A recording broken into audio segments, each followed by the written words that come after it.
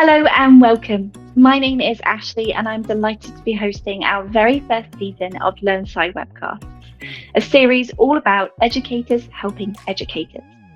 We've invited university educators to share stories about their own experiences and challenges, along with tips and tricks that you can use in your own teaching. Thank you so much for listening and I hope you enjoy. Hello and welcome to this episode of LearnSci Webcasts. Today we're talking about making labs less daunting to first year students, and we're joined by Dr. Andrew Allsebrook, Dr. Courtney Davy and Dr. Callum Cooper. Why don't you introduce yourselves, which university you're from and what you teach? Courtney? Kia ora everyone, my name is Courtney Davy. I'm a lecturer within the School of Chemical and Physical Sciences at Victoria University of Wellington, located in New Zealand.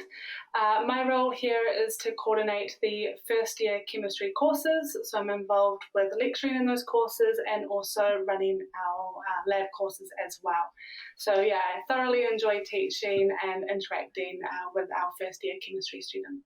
Thank you, Ashleigh. Hello everybody, my name's Andrew Allsebrook. I'm a teaching-focused academic at the University of Queensland in Brisbane in Australia. I'm in the School of Chemistry and Molecular Biosciences, and I mainly live in the first year teaching lab, looking after our four main first year chemistry teaching courses in the lab area. So I'm Dr. Callum Cooper. I'm a senior lecturer in pharmaceutical microbiology at the University of Sunderland. I currently teach on the MPharm program, so I train new pharmacists, as well as our biochemistry, biopharmaceutical and medicinal chemistry programs. And I am newly appointed first year level lead for BPS MedChem and Biochem. Yeah, I had to think about that one because that's a last week job. Well, congratulations. Okay, great. So welcome, guys, and thank you so much for joining us. Today we're talking about first year labs, and across different countries around the world, students coming into their first year of a science degree this year would have had the majority of their secondary school education affected by the COVID pandemic.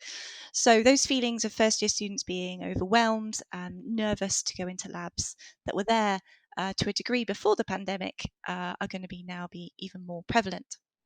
So this leads us on to our first question for you all, and it would be great if you could share your experiences of new students coming into labs, what their main feelings are that you see them dealing with. Courtney, would you like to kick us off? Sure. So I think just in general, it's a very daunting experience for many students transitioning from high school into university. So they're going to encounter many different aspects along their academic journey, but as well as kind of balancing independent living as well. Many students are relocating for university or even moving to Wellington, moving away from families. So there's many outside factors that are occurring, as well as them coming to university and coming to do a science degree and taking part in our labs. So I've definitely experienced students feeling very overwhelmed coming into their chemistry labs. I've been speaking to some of my students over the past couple of weeks just to hear their insights about what thoughts they were thinking before they attended their first chemistry lab. And some of the themes were that they were quite intimidated. They found it like they were nerve-wracking. There was quite a lot of nervous energy. They felt quite stressed and anxious.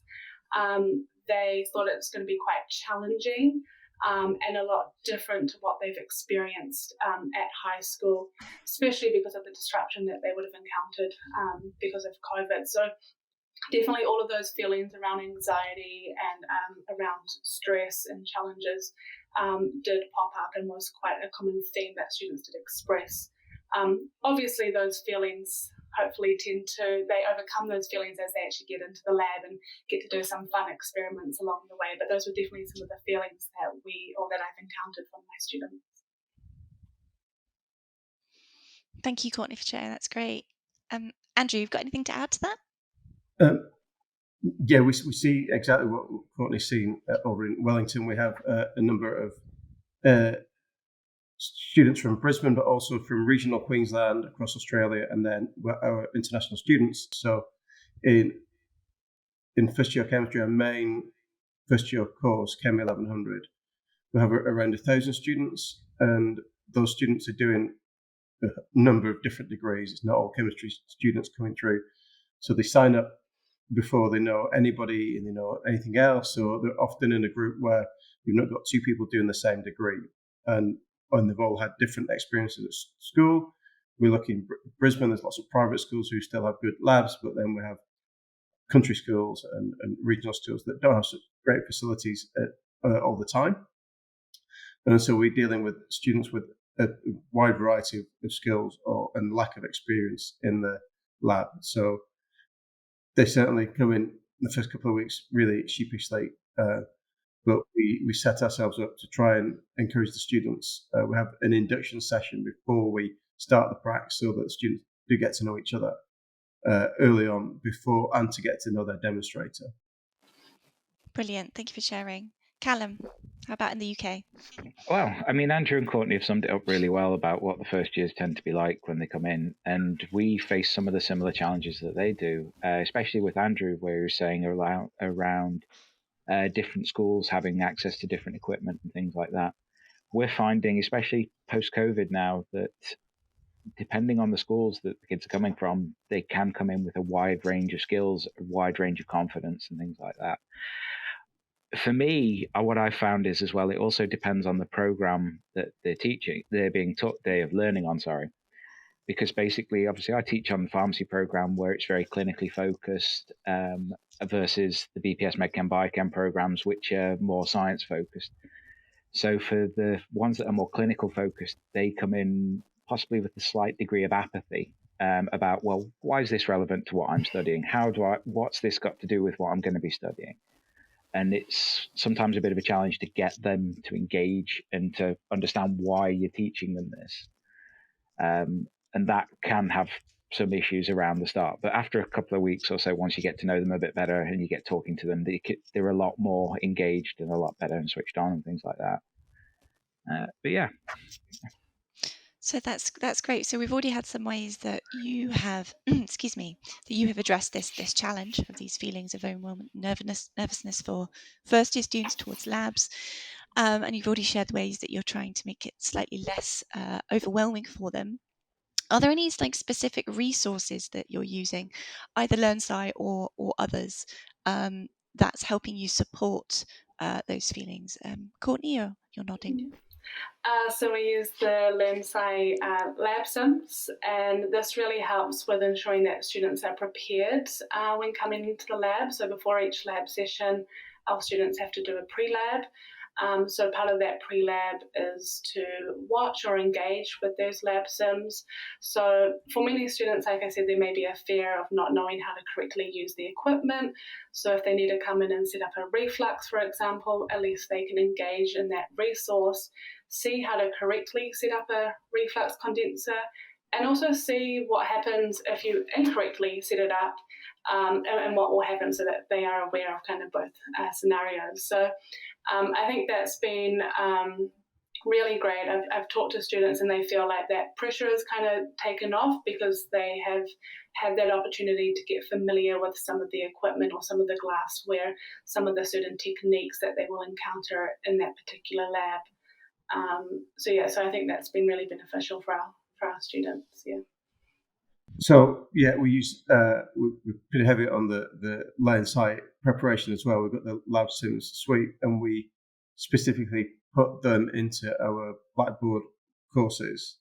We integrate them into the pre-lab quizzes that we use as well, and the students have to complete the pre-lab quiz before they come to the lab. So we know that the students are prepared. We can maximize the time we've got in the lab, and that helps the students get a little bit disciplined to set up as well. A couple of years ago, we recorded all our pracs on using a GoPro and just putting that on our chest. So we've got that point of view for looking at the pracs. And they're very semi-pro. I'm not going to put them onto YouTube or any other sharing area because they're very much specific, and try to make them very much semi-professional so that they weren't intimidating. They've not got fancy music. They've not got everything going on around it. It's just very much, this is the practice. So they can see the equipment from their point of view.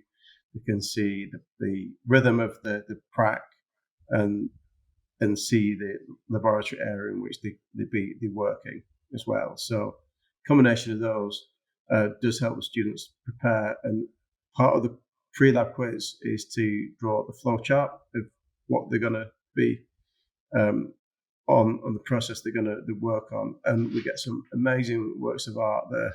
Students spend probably too much time on, but it really, you can see when the students take those flow charts in the lab, when they refer back to the lab sims or the videos, that the students are engaged. And that takes away some of that intimidation to begin with. And as we've built those up over the last, 5-6 years, then you see the students come in better prepared, better to more independent and ready to go from the start. We're very much the same. I mean, we got access to LearnSci as a response to COVID, basically when we couldn't have anybody in the labs and on campus. So we got access to those. And the first year I had them, I basically just slammed them straight into our skills module that we had, that I just took over without really thinking about how to integrate them properly. And then as time's gone on, I've realized that we can actually integrate them a bit better, develop those pre-lab assignments that you guys are saying, which actually, I agree with you, really, really, really pays dividends. It helps take that stress away from those labs, especially if it's something that they've not seen before. Again, the way we do our coursework for the skills module is that we've got pre-lab assignments, post-lab assignments, and some other bits and pieces in there as part of a portfolio. And so we use all the resources that we can really get my grubby little mitts on to make them as useful as possible. We use quite a lot of the Royal Society of Chemistry YouTube videos on techniques as well, because they're really nicely and set up, and they're nice general techniques as well. So we link those to our VLE as well, to try and help them, give them, at least if they're not able to attend, they can at least see how the experiments have gone down. But no, it's one of these things, we build in what we can, and I'm still learning. I mean, I've only been doing this is what the start of my 5th year now of teaching. So I've been learning since I've been here. And every year something new comes up and add, change and tweak things just to try and improve what I know based on what they told me from the previous year. I think, with that preparation, it's not just a matter of just lining the students up, but also it gives you more time in the lab to spend with the students at a slightly higher level, and more time to spend with them generally, so that you're not going back over ground, and everyone should be at a level to begin with. And managing students' expectation as well, they are there to work as well as feeling like they belong. So raising their level, making them feel like they're part of it, but then also the more you do beforehand, the more you can do in the lab with the students. It works out really well. I really like your idea, Andrew, of getting them to do the flow chart in the pre-lab. We get our students to do a flow chart, but during the lab. So I think getting them to do it as a pre-lab activity actually gets them to think through the whole process and all of the experimental steps. So we also get the students to complete the smart worksheet reports that we use. So the LearnSci smart worksheet reports. We get the students we try and encourage them to complete these in the lab, so they contribute towards the assessment component of the lab. That way they can collect their data and then straight away analyze and process their data and make the connections and understand what story the data is telling, rather than some of them kind of going away from the lab, then being at home or somewhere else and kind of being in isolation, trying to complete the lab report and feeling like there's quite a lot of pressure. They're not too sure what to do. So we try and encourage that for them to do it while they're in the lab and with others around them to support them and help them as well. I mean, one of the other things that we do as well, and it's more from a safety point of view, we give them essentially like a little table at the start of the front of every lab script, and it's for them to write down the chemicals, just to start ticking off what the hazard symbols are on the different chemicals and things like that, as a way of identifying potential risks. And then as we go through the courses, we build them up to doing full-blown COSH. So by the time they're finished at the end of 3rd year, they're doing full-blown COSH. for the chemistry labs at least. We use ChemWatch for that as well, so that the students then look up the rest within ChemWatch, and we integrate those into pre-lab questions as well within the format. So the students definitely have to look at them. Yeah, I haven't had much chance to play with the post-lab quizzes yet, so I built my own using Canvas quizzes. And basically what we try and get them to do is to knock in some of the soft skills. So it's, here's your data, now go away, analyze it, turn it into a graph, write me a figure legend and upload that. And that's part of one of the questions. Yeah. So we're doing that sort of thing because what we're finding is that they find it difficult to write figure legends. And that's one of those skills that we want beat into them quite early on to be able to get them ready for second year, third year. So we try we ask the students to upload the graphs, and that's as much to do with the numbers don't really matter. Yeah. It's how presenting themselves and presenting the graphs is the most valuable thing to learn. Yeah, exactly. But when the numbers do matter. Yeah. When and it's the same. Data. Yeah. And it's the same with gel images and stuff like that. Don't care whether it's a smudge on a gel or whatever, just so long as you've got it labeled so I can see what you've done, and that's ideal for first year. It's a nice low stress one, and it's nothing that they can really panic over, if that makes sense. Or they should panic. Hopefully they don't panic over it. Okay. So I think it'd be really nice if we moved on to our last question now, and that's about giving advice to other educators. So what would be your advice to a first year course leader to help make their labs less daunting and overwhelming to their students? So, imagine if perhaps somebody's recently appointed to the position of first year kind of course coordinator or something along those lines. What, nuggets of advice might you give them? Callum, would you like to kick us off here? So for me personally, I try and be a bit more approachable. I like to be able to have a bit of a chat with them, especially with having those smaller groups. We get to be a lot more interactive with them, be able to talk to them. And the other thing is to try and help them realize that science isn't perfect. Sometimes stuff goes wrong, and it's not necessarily about whether it's gone wrong or right. It's about why it's done that and how to interpret what you've got, especially from a biological point of view. I mean, I tell them stories about when I screwed stuff up, like during my PhD when I couldn't grow something for 3 months and things like that. So it just makes us a bit more human and a bit more approachable, and hopefully then makes them feel comfortable and go, well, actually, I'm not 100% sure on this. Can you just give me a couple of pointers and things like that? So, yeah. So I think it's important to get your structure in place, to get everything behind it first before you then it looks effortless to the students. So that you, even though it's not behind closed doors, it's maybe not, but make sure it's effortless to the students, and there's nothing that you can't solve, while still maintaining consistency and the level of expectation from the students, so that so they do know they need to step up. They're at university and expect to have be working independently, but also within that structure. There's no reason why we can't support them to get them to do that. And we don't expect them to be perfect straight away. And the labs are set up that, you can achieve well and you can see where you can achieve the marks. You can see exactly where you're going to lose the marks if you don't hit those targets, but make sure it's achievable, make sure that there's nothing that you can't solve for the students, and make sure the students understand that as well, which can be when the reaction goes wrong, or whether something doesn't get submitted straight away. There's nothing that you can't work out with the students. So then next time, students raise their game for themselves mainly, but also sometimes they want to impress you, and not impress is the right word, but not let you down, and appreciate the support you've given them as you're going through, but also make it fun. And the preparation for the demonstrators as well is really important. So they make it look effortless, even if it's the first time they're demonstrating a prac with a group. Spend the time with them before, and we have a little cheat sheet of where and when the students can go off track for their their pracs, and then how we can bring that back, and how it doesn't really matter in the end. You can work something out for them. So that structure behind it is really important. So the students have the confidence that you guys know what you're doing, and then you, also with that structure, and it comes with experience as well. You've got that time to spend on the important things. Yeah. Fantastic.